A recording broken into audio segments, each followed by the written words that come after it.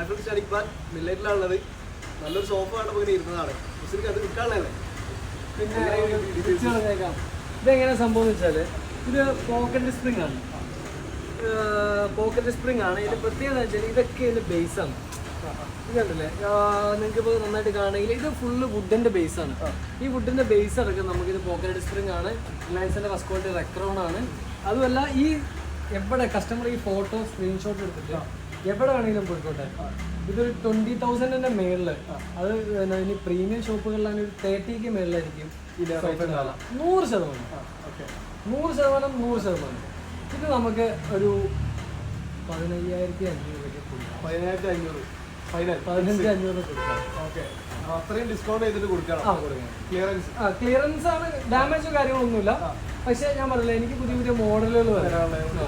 അപ്പോൾ നല്ല ക്വാളിറ്റിയിലൊന്നും കുറവില്ല. 10 വുഡിന്